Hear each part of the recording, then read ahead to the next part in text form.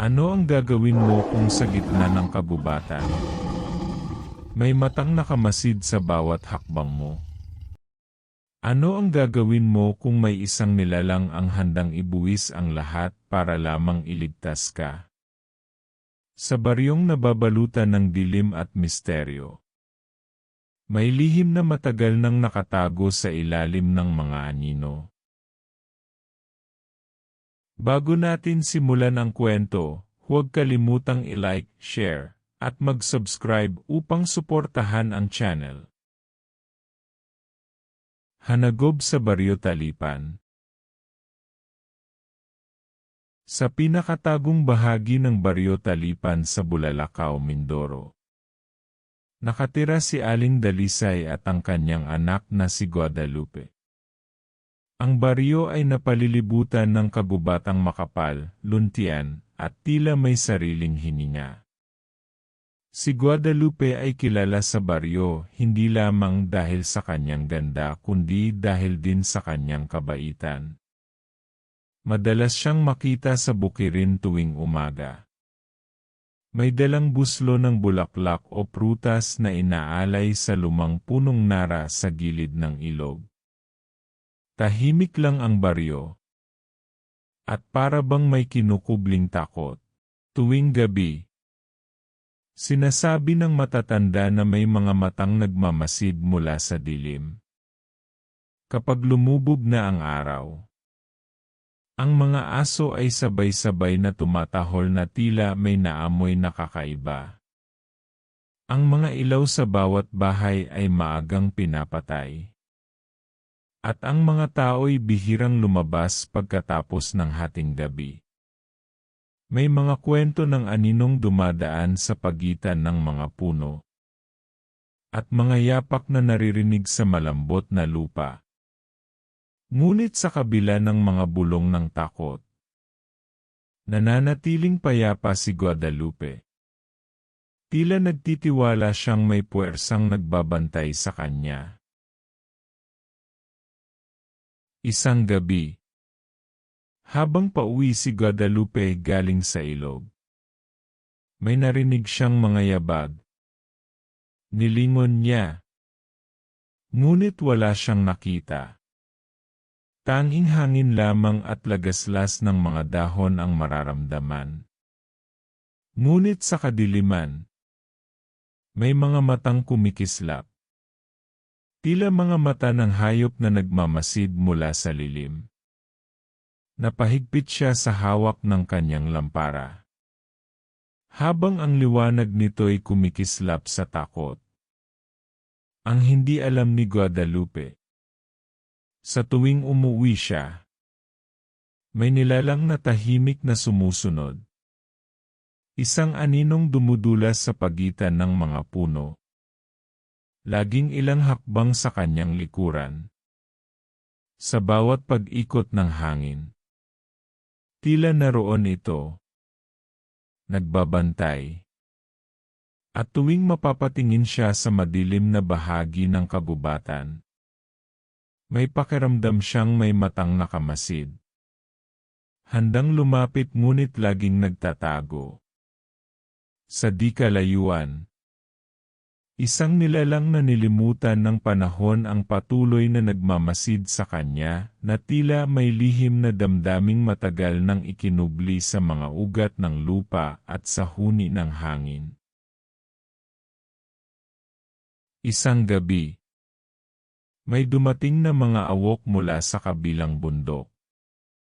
May amoy silang parang nabubulok na laman at malansang dugo. At ang kanilang mga mukha ay parang tulad ng sa baboy, ngunit ang mga katawan ay mas malaki pa sa isang matipunong baka. Tahimik silang bumaba sa lambak. Kumikilos na parang usok sa ilalim ng buwan. Sa kalaliman ng kagubatan, may mga mata ring nagising. Narinig nito ang paglapit ng mga awok. Nagngalit ang kanyang mga pangil at umalingaungaw sa dibdib niya ang isang alon ng galit. Hindi niya hahayaang may mangyaring masama kay Guadalupe. Matagal na niya itong binabantayan. At ngayong nasa panganib ito, hindi na siya mananahimik. Mula sa ilalim ng mga punong nara, nagpakawala siya ng isang malakas at dumadagundong na angil. Ang hangin ay lumakas. Ang mga dahon ay umikot. At ang ilog ay tila nagising. Umalinggaw ang huni ng mga ibon at alulong ng mga aso sa baryo. Mga palatandaan ng paparating na sagupaan. Ngunit alam nito na ang mga awok ay matatalino. Lalapit sila sa anyong tao. Magpapanggap na walang kasalanan. Bago manalasa ng walang awa. Kinabukasan. Dumating sa baryo ang 3 estranghero. Pawang nakaitim at may mga matang tila butas ng gabi. Nagpakilala silang mga mangangalakal na galing sa kabilang bundok. Si Guadalupe ay nakipag-usap sa kanila ng walang pagdududa. Ngunit napansin ni Aling Dalisay na wala silang anino nang tumapat sa araw. Isang tanda na maaring di sila ordinaryong tao. Sa kanyang dibdib ay sumibol ang malamig na takot. Ngunit wala siyang masabi kundi magdasal. Pagsapit ng gabi, habang nag-igib si Guadalupe sa ilog, naramdaman niya ang malamig na simoy ng hangin na tila may kasamang panganib. Mula sa mga anino ng kagubatan, sumulpot ang 3 awok. Ang kanilang mga balat ay nagkikislapan sa liwanag ng buwan. At ang kanilang mga kukoy mahahaba at matalim. Bago pa man siya makatakbo, narinig niya ang malakas na kaluskos ng mga sanga. Mula sa dilim, biglang lumitaw ang hanagob. Tumalon siya mula sa itaas ng punong nara. At ang lupa'y umuga sa tindi ng kanyang paglapag. Sa isang iglap, sinunggaban niya ang unang awok at itinapon ito sa gitna ng ilog na parang laruan lamang. Ang 2 pang nilalang ay sumugod. Ibinalibag lamang sila na parang bola. Nagbuni ang kagubatan.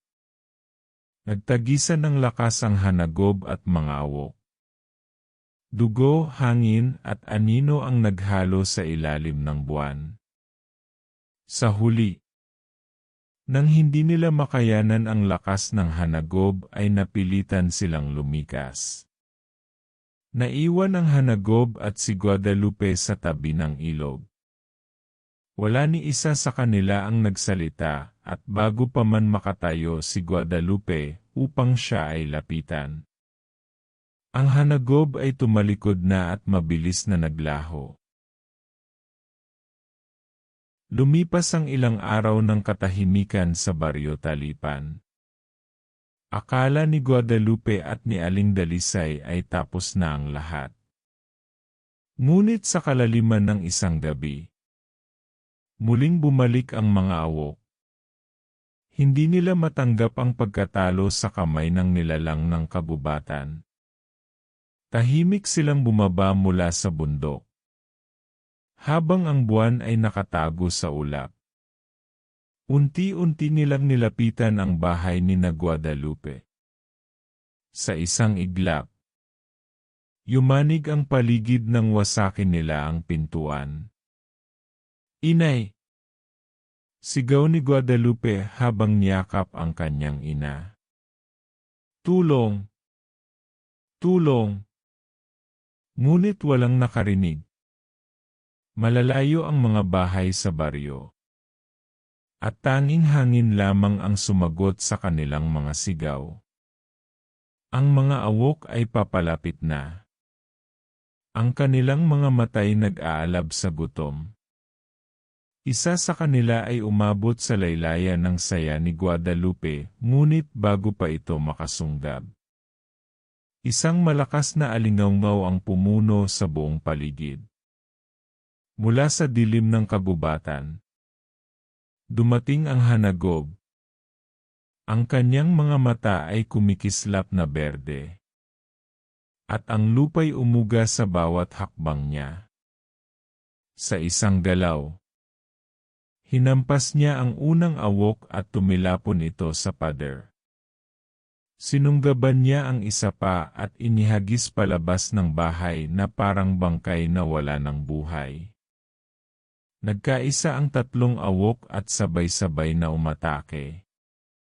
Ngunit hindi sila nagtagumpay. Ang mga kamay ni Hanagob ay parang bakal. At ang bawat hampas niya ay may kasamang galit ng buong kagubatan. Ang mga bintana ay yumanig. At ang hangin ay sumipol ng parang dasal ng mga espiritu. Isa-isa silang bumagsak at sa huli. Natunaw sa dilim. Tinangay ng malamig na hangin ng gabi. Tahimik ang sumunod na sandali. Humakbang si Guadalupe. Nanginginig ngunit buo ang loob. Salamat. Salamat sa pagliligtas sa amin. Mahinahon niyang wika, halos pabulong. Tumingin lamang ang Hanagob sa kanya. Ang kanyang mga mata ay malungkot at marahan. Bahagya siyang tumango. Saka humakbang paatras hanggang lamunin siya ng anino ng kagubatan. Naiwan si Guadalupe sa pintuan ng kanilang bahay. Hawak ang kamay ng ina. Habang pinagmamasdan ang malamig na hangin na dumaan sa kanilang paligid. Magmula ng gabing iyon, nanatiling tahimik ang baryo. Ngunit makalipas ang ilang buwan, may mga bulong-bulungan na may karumal-dumal na pagpatay ang nangyayari sa kabilang barangay. Madaming alagang hayop ang namamatay at natatagpuan na walang dugo. Nagdulot ito ng pagkabahala sa lahat. Tahimik lang si Guadalupe at mumiti sa kanyang ina. Hindi ako natatakot. Dahil alam kong may nagbabantay sa atin. Andyan lang siya at nagtatago sa di natin nakikita. Kung nagustuhan niyo ang kwento, huwag kalimutang i-like, share, at mag-subscribe sa akin channel. Malaking bagay ang inyong suporta. Gusto ko ring marinig ang inyong opinyon. Mangyaring mag-iwan ng komento sa ibaba.